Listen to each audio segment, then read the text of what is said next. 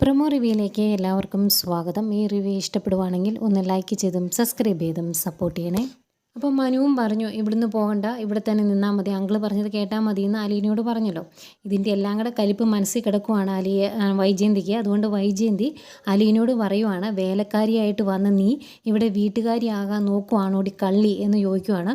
അതുപോലെ എന്നോട് യുദ്ധം ചെയ്യാൻ വന്നാൽ ജയിക്കില്ല എന്ന രീതിയിൽ സംസാരിക്കുമ്പം അലീന പറയുന്നുണ്ട്, ഞാനല്ല യുദ്ധം ചെയ്യാൻ വരുന്നത്, മാഡമാണ് എന്ന്. അതുപോലെ ഈ കാര്യങ്ങളെല്ലാം മനു ചെന്ന് പറഞ്ഞിട്ടായിരിക്കണം ഗംഗാധരനും മാലതിയും ഇങ്ങോട്ട് വരുന്നുണ്ട്.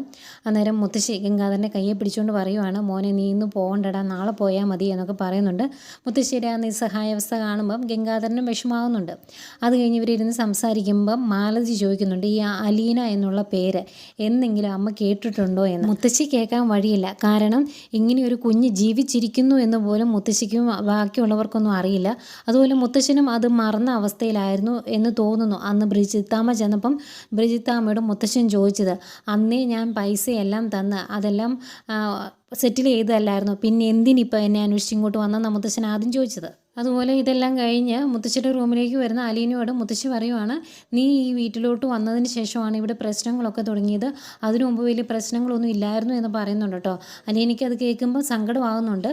പിന്നീട് ഗംഗാധരൻ വൈജയന്തിയായിട്ട് സംസാരിക്കുന്നുണ്ട്. വൈജയന്തിക്കാണെങ്കിൽ അലീനെ കൊല്ലാനുള്ള കലിയ, അതിന് പറ്റുന്നില്ലാത്തതിൻ്റെ ഫ്രസ്ട്രേഷനും ഒക്കെ ആ സംസാരത്തിലുണ്ട് ഗംഗാധരനോട് സംസാരിക്കുമ്പോൾ.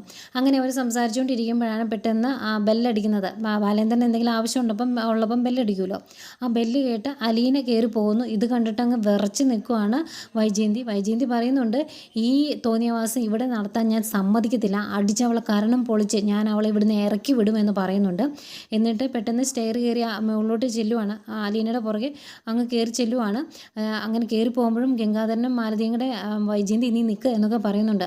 അതൊന്നും കേൾക്കുന്നില്ല. നാളെയാണ് ആ വെടിക്കെട്ട് എപ്പിസോഡ്. ഏതായാലും തുള്ളി ചാടി ബാലേന്ദ്രൻ്റെ റൂമിൻ്റെ അങ്ങോട്ട് ചെന്നിട്ടുണ്ട് വൈജയന്തി. ഇത് കാണുന്ന ബാലേന്ദ്രന് നല്ല ദേഷ്യം വരുന്നുമുണ്ട്. ഇതൊക്കെയായിരുന്നു പ്രമോ വിശേഷങ്ങൾ.